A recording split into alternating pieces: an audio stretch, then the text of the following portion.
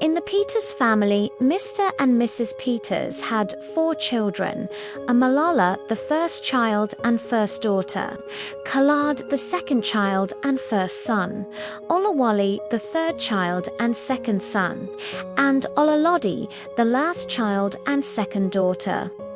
The Peters were not rich, but they were not poor either. They trained all 4 of their children, and each child graduated from the university with good grades.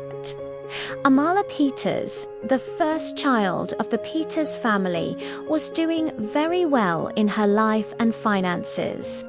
She was a successful businesswoman who dealt in textiles and gold.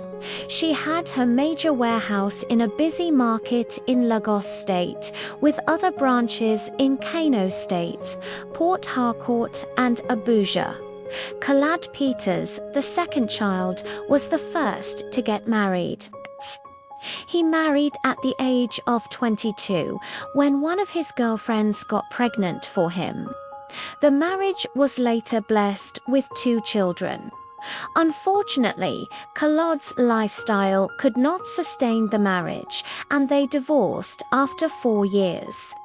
So, at 26, Kalad was a divorcee with 2 children, but that did not bother him. He was a banker and was doing well in his career and finances. Of course, he had numerous girlfriends. In short, one major reason his marriage failed was his cheating habits. Olalodi Peters was 22 when Kalad's marriage hit the rocks. She had just finished her National Youth Service, and Mr. and Mrs. Peters expected her to secure a good job before considering marriage. But they were wrong. Olalodi brought home her fiancé, Samuel. She introduced Samuel to them and informed them that they wanted to get married as soon as possible. Mr. Peters was not happy about it, but Mrs. Peters persuaded her husband to allow them to marry.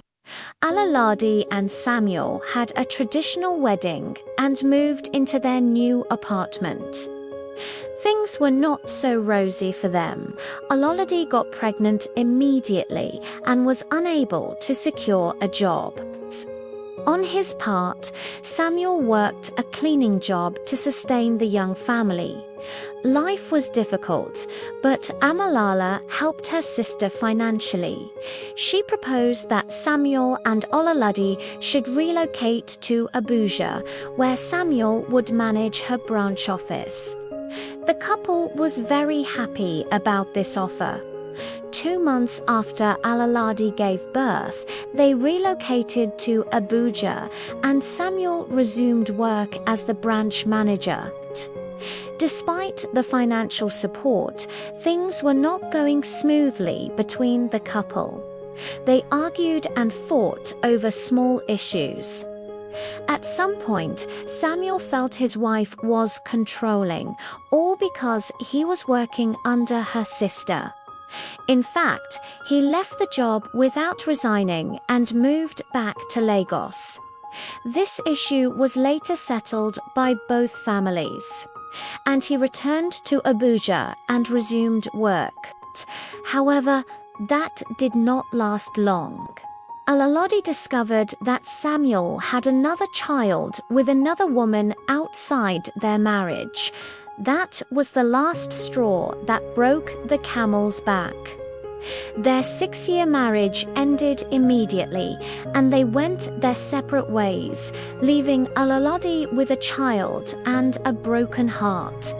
She could not continue staying in Abuja, so she returned to Lagos with her child. Samuel stayed back in Abuja, but was no longer working with Amalola. Thus, at 28 years old, Olalodi became single with a child. 2 years later, Olawale, the third child, got married, and most of the wedding expenses were covered by Amalalu. Olawale was an accountant who worked as an external auditor in a private audit firm. His wife was not patient and constantly complained that Olawale was not providing enough. "You are a graduate too. Please get a job for yourself.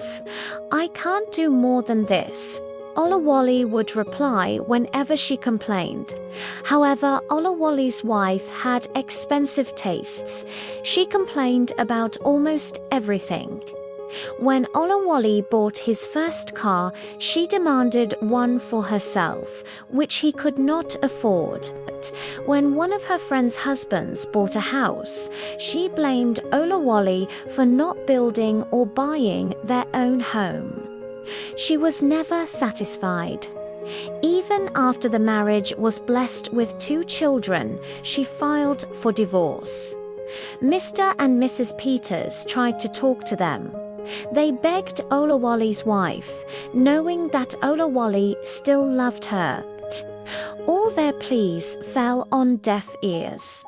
The divorce was finalized, and she went on to marry another man. Olawale remained single with his 2 children since she did not want custody. That was how his 5-year marriage ended. Mr. and Mrs. Peters were unhappy with what was happening to their children, but they hoped that one day everything would work out fine. In fact, Mrs. Peters was happy when Alalodi, their last child, came home and introduced her new man to them. She was glad that Alalodi was giving love a second chance, but at the same time, she worried about Amalola, who had never introduced any man to the family. "This is Alalod's second marriage, and you haven't even brought any man home to me. What is going on, my daughter?"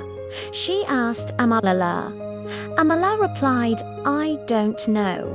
I just feel God's time has not come yet."